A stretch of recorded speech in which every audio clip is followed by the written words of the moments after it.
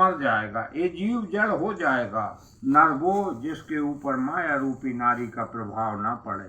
हमलावर के रूप में माया खड़ी है, बराबर छिद्र अन्वेषण कर रही है। भगवान श्री कृष्ण कहते, अर्जुन सृष्टि में मनुष्य केवल दो प्रकार का होता है, असुरों जैसा और देवताओं जैसा। क्योंकि दो ही वृत्ति हैं, आसुरी संपत्ति और दैवी संपत्ति। आसुरी वृत्ति दैवी वृत्ति, जिसमें आसुरी संपत्ति कार्य करती है वह असुरों जैसा है, और जिसमें दैवी संपत्ति कार्य करती वह देवताओं जैसा है। अर्जुन तू शोक मत कर, तू दैवी संपत्ति को प्राप्त हुआ, तू मुझे प्राप्त होगा। अर्जुन मेरे अविनाशी स्वरूप को प्राप्त करोगे, कारण कि दैवी संपत्ति द्विमोक्षाय, देवी संपत्ति परम कल्याण के लिए है। तू बिल्कुल शोक मत कर। वो आसुरी संपत्ति अधोगति नीच योनि में भटकाने के लिए होती है। अर्जुन सच पूछो तो प्राणियों के स्वभाव दो प्रकार के होते हैं, एक देवताओं जैसा, दूसरा असुरों जैसा। जिसमें देवी संपत्ति बलवती हो वह देवता, आसुरी संपत्ति बलवती हो वह असुर। एक सगा भाई देवता, दूसरा सगा भाई असुर हो सकता है। सृष्टि में मनुष्य दो ही प्रकार के होते हैं, या तो निवृत्ति मार्गी होगा, देवी संपत्ति धारण करने वाला परम देव परमात्मा को देवत्व स्नेह आपसे अर्जित होता जाए और उसको करने में समर्थ हो, उसको देवी संपत्ति कहते। और परम देव परमात्मा के विपरीत आसुरी संपत्ति आ माने नहीं, सुर माने देव। उस परम देव परमात्मा का देवत्व न अर्जित होता हो, न उतरता हो, विपरीत दिशा प्रकृति के अंधकार की ओर गतिशील हो, उसे आसुरी संपत्ति कहते हैं। आसुरी संपत्ति यानी प्रवृत्ति मार्ग, वह सदा प्रवृत्ति रहेगा, पहुंचेगा कहीं नहीं, चाल कहीं नहीं रुकेगी। अनंत योनियों का भ्रमण सदा ही प्रवृत्ति मार्ग में नहीं रहेगा। जब कभी सत्पुरुषों का शरण सानिध्य मिल जाएगा, तुरंत वह वृत्ति शांत हो जाएगी, दैवी संपत्ति जागृत हो जाएगी। यह आती जाती रहती है। दैवी संपद में बीच का नाश नहीं होता। दैवी संपद से युक्त देवता भी सेवक और आसुरी संपत्ति युक्त असुर भी सेवक, और नर मध्यम जिसे दोनों का ज्ञान नहीं। सुर नर असुर टहलवा जाके वह सेवा में लग जाते हैं।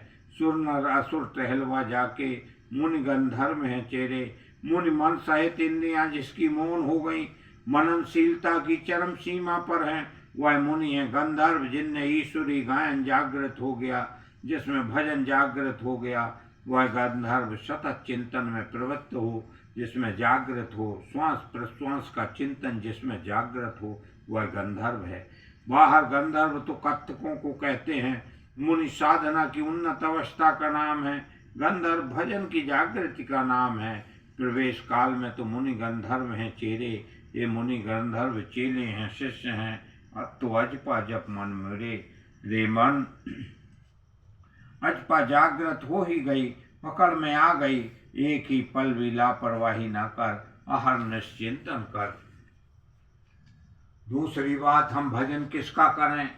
अवतार अनंत हुए हैं, नाना भांति राम अवतारा, रामायण सत्य कोटि अपारा।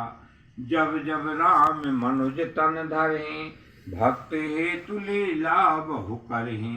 तब तब अवधपुरी में जाऊं, बाल चरित बिलो की हरिशाऊं। काकभूषुंड जी और भगवान शंकर की कथा आती है कि जब जब भगवान ने राम अवतार लिया, तब तब अवधपुरी में जाऊं और बाल चरित बिलो की हर्षाऊं। हे प्रभु के मैं राम का बाल स्वरूप देख के काकभूषुंड गरुण काकभूषुंड के साथ जाके और भगवान से उस लीला का आनंद लेते रहे।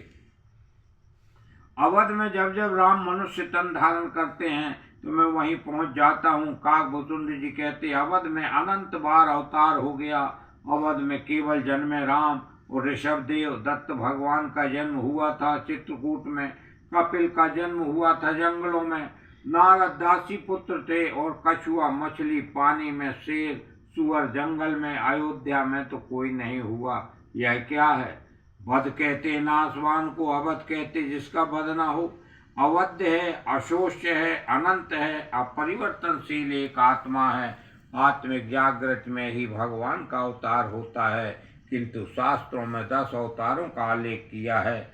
10 अवतार देख मत भूलो, ऐसन रूप घनेरो। 10 अवतार देखकर विचलित मत हो जाना, पुजारी बनकर उधर मत घूम जाना।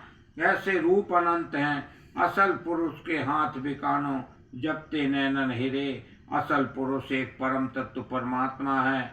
आत्म पुराण में आया है, नपुंसका पुषान गृहो यो न वेत्ति हृदय स्थितम पुरुषम स्वप्रकाशम तस्मानंदात्मानं वयम्।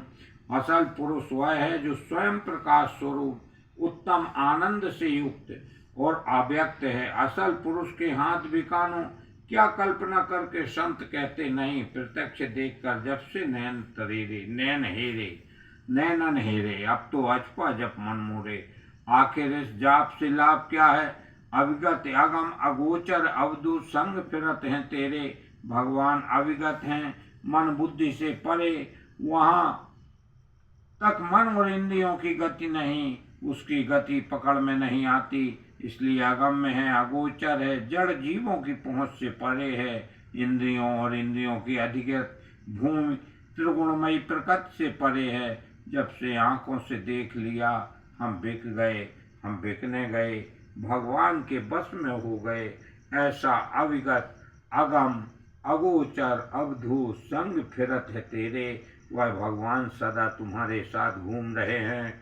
वह भगवान सोते जागते उठते बैठते सदा साथ में है। कह मलूक अब चेत अचेता काल ने आवत नेरे। संत मलूक कहते हैं, इस जाप के फलस्वरूप काल न आवत नेरे। काल तुम्हारा स्पर्श भी नहीं करेगा। काल न खाए कल्प नहीं व्यापे, देह जरा नहीं छीजे। अरे असावधान व्यक्तियों, अचेतो चेतो, जग जाओ, सावधान हो जाओ। प्रभु के नाम जप का आश्रय ग्रहण करो, इससे लाभ क्या, सर्वोपरि लाभ। काल न आवत नेरे, काल तुम्हारा स्पर्श नहीं करेगा। अब से पायो नाम पदारथ, काल की अखियां फूटी। अंड कटाए अमित लयकारी, काल सदा दुरति क्रमधारी। अनंत ब्रह्मांडों के उद्रस्त कर लेने वाला काल बड़ा दुर्दांत है। तुम्हें न व्यापत काल अति कराल कारण कवन। मुँह सो कहूँ कृपाल, ज्ञान प्रभाव की जोगिवल। कागभूषण को काल नहीं व्यापता था। नाथ सुना मैं अस शिव पाही, महाप्रलय नाश तब नाही। संत मलुकदास जी कहते, काल न आवत नेरे।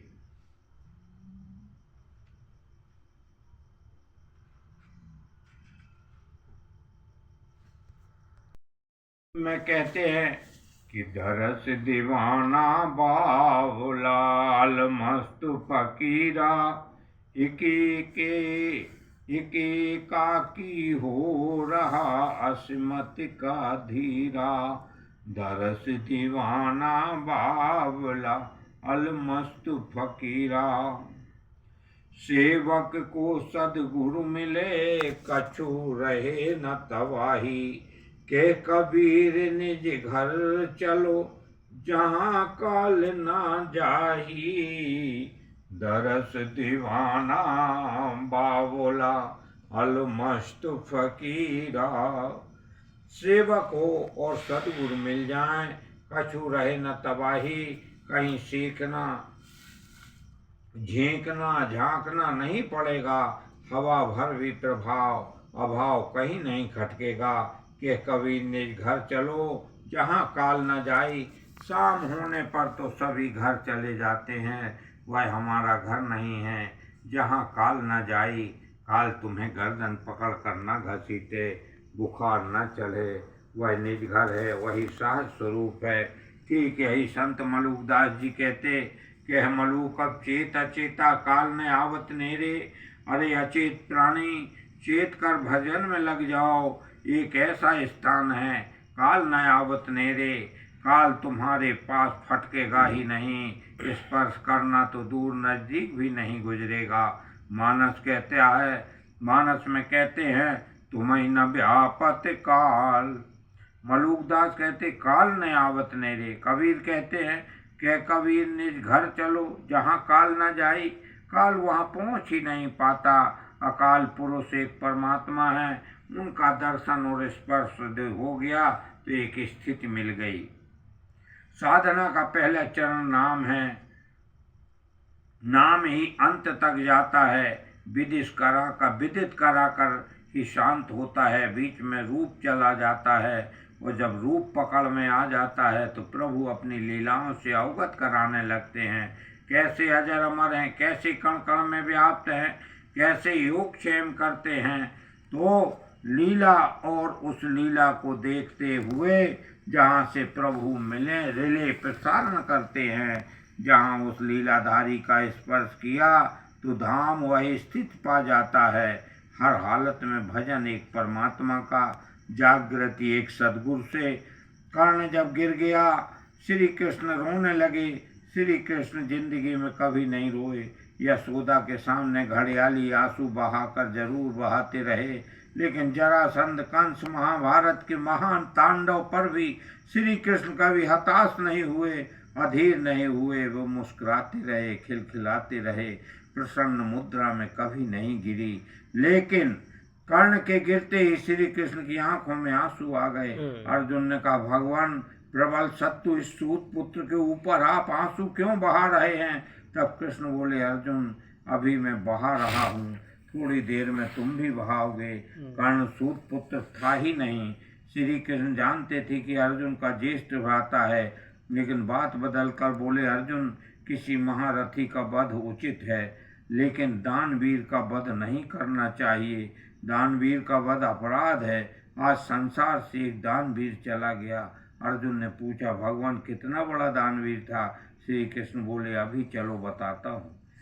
तुरंत ब्राह्मण का वेश बनाया। उस जमाने में ब्राह्मण शब्द मुंह से निकलते ही संत जितेंद्रीय तपोधन की ओर दृष्टि चली जाती थी।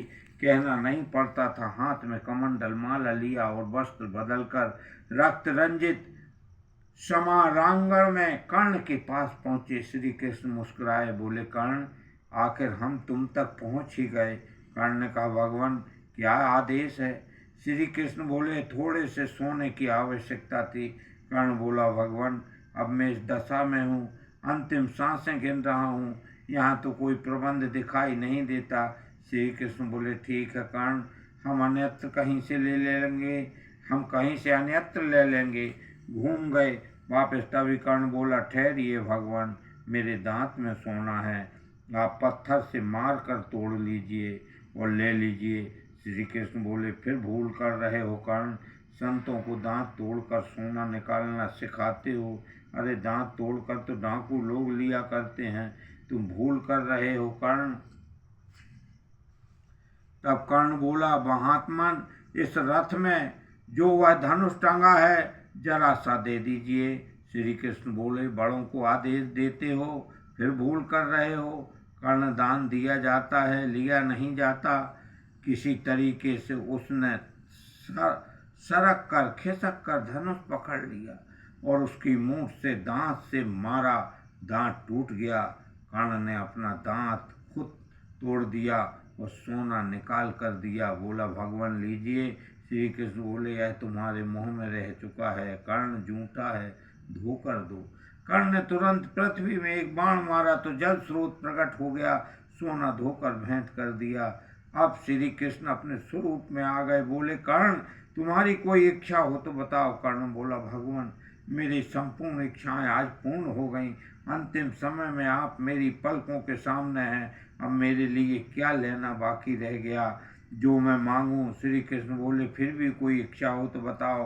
कर्ण बोला प्रभु ऐसी जगह मेरा दाह संस्कार हो जहाँ कभी मनुष्य न मरा हो न जलाया गया हो। भगवान ने पता लगाया तो आज से 5200 वर्ष पूर्व एक जगह सीख खड़ी कर दो। इतनी जगह मिली थी जहाँ अभी आदमी मरा नहीं, जीव मरा नहीं, गाड़ा नहीं गया, जलाया नहीं गया। वहाँ सुई खड़ा किया, उसके ऊपर हथेली में आग लगा लिया और दाह संस्कार किया। भगवान अपने भक्तों को पहचानते हैं। कौन भक्त है? कर्ण भी भक्त ही था। उसकी मृत्यु में उसका यश छिपा हुआ था। महाभारत युद्ध के पश्चात जब युधिष्ठिर सगे संबंधियों को जलांजलि देने लगे तो माता कुंती ने युधिष्ठिर से कहा, युधिष्ठिर कर्ण को भी जलांजलि दो। युधिष्ठिर बोले, माता जी, प्रबल शत्रु सूत पुत्र के ऊपर आंसू बहाकर आप अपने आंसुओं का अपमान क्यों कर रहे हैं? आखिर ऐसा क्या रहस्य है? तब कुंती बोली, वह कौनते है, तुम्हारा ज्येष्ठ भ्राता है, सूर्य पुत्र है। युधिष्ठिर ने कहा, भाई के द्वारा भाई की हत्या करवा डाली आपने। कर्ण मेरे ज्येष्ठ भ्राता हैं। कुंती बोली, हाँ, कर्ण भी बड़ी प्रकार इस बात को जानता था। युधिष्ठिर बोले, आपने बताया क्यों नहीं? कुंती बोली, लोक लज्जा, सामाजिक प्रतिबंध और हमने कोई भूल भी नहीं किया। एक मंत्र मिला था, परीक्षार्थ भगवान सूर्य से कर्ण पैदा हो गया, तू धर्म से पैदा हुआ, अर्जुन इंद्र से पैदा हुआ। एक बार माद्री ने कहा, बहन आपको बच्चे कैसे होते हैं? मैंने कहा, मंत्र से।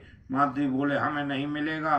मैंने कहा, तू भी ले ले, और मंत्र दे दिया। तब माद्री ने पांडु से पूछा, मैं किसका स्मरण करूं? महाराज पांडु ने कहा, अश्विनी कुमारों का चिंतन करो। अश्विनी कुमार 2 थे, तो नकुल और सहदेव हुए। युधिष्ठिर ने कहा, इतना बड़ा सच छिपा लिया, आपके एक झूठ ने महाभारत करवा दिया। यदि कर्ण पांडवों की तरफ होता तो दुर्योधन की हिम्मत नहीं थी कि पांडवों से छेड़छाड़ करे। आपने महाभारत करवा दिया। जाइए, मैं श्राप देता हूँ, आज से औरतों के हृदय में कोई बात नहीं छिपेगी। पहले स्त्रियां बात छिपाने में बहुत माहिर थीं, लेकिन जब से युधिष्ठिर का श्राप मिल गया तब से बहुत चपल हो गईं। इसलिए भगवान श्री कृष्ण रोए नहीं थे, एक भक्त को श्रद्धांजलि दे रहे थे। भक्त के लिए वह उनके प्रेमाश्रु थे। जहाँ भगत मेरु पग धरे, जहाँ धरूं मैं हाथ, पाछे लागा सदा रहूं, कबहू न छोड़ूं साथ। मैं सदा पीछे लगा रहता हूँ, कभी साथ नहीं छोड़ता हूँ। श्री कृष्ण एक योगेश्वर सदगुरु थे, गुरु करे जान के, पानी पिए छान के। गुरु भी एक स्थिति है, संत विशुद्ध मिलई परते ही, चित वही राम कृपा कर जे ही। विशुद्ध संत उन्हें मिलते हैं जिस पर प्रभु कृपा करके एक निगाह देख लें। लेकिन प्रभु कृपा ही कब करेंगे? गोस्वामी तुलसीदास जी कहते, मन क्रम वचन छाण चतुराई, भजत कृपा करिहई रघुराई। बोलिए श्री सद्गुरुदेव भगवान की। देखो